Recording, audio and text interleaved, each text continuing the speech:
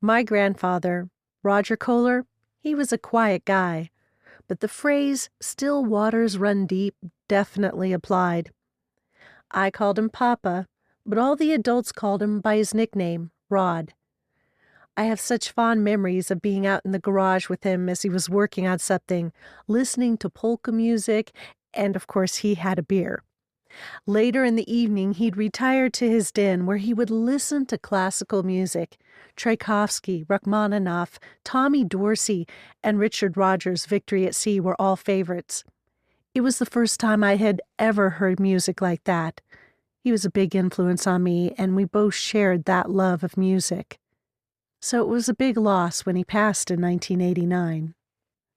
6 years later, in the spring of 1995, my grandmother Dorothy read an article in the LA Times about a new musical production at South Bay Opera called Western Star, with a book written by Dale Wasserman.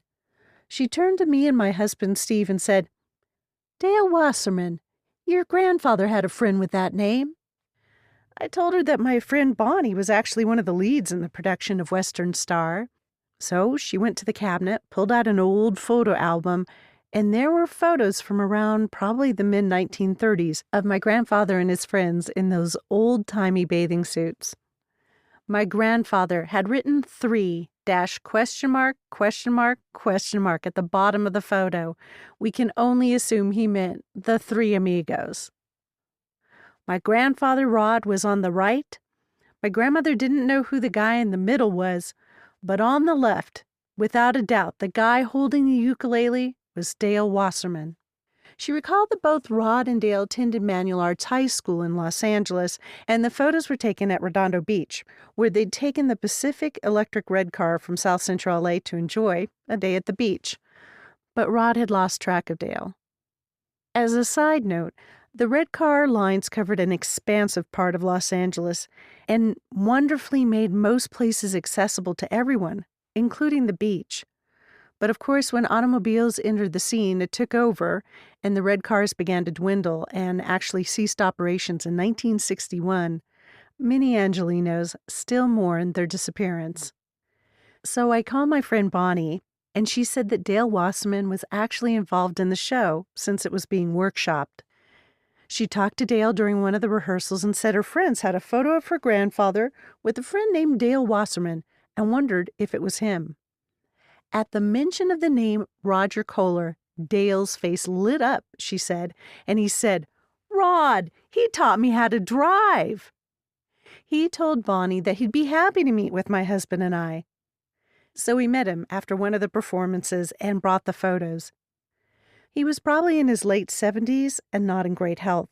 But as soon as he saw the photographs, his face lit up, and he started talking about those days at the beach like he was a teenager again.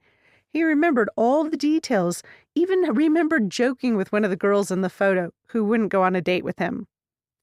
The meeting was one of those magical moments. And we got him to autograph the program to the musical Western Star. You know, through the years, I've often wondered why my grandfather never mentioned that he knew Dale Wasserman, and why my grandmother never thought of it until she read that article in 1995. Dale Wasserman was kind of famous to me even then. I'm a huge lover of musicals, and he wrote the book for the musical Man of La Mancha, which my husband actually had played Sancho in, and he also wrote the stage play for One Flew Over the Cuckoo's Nest.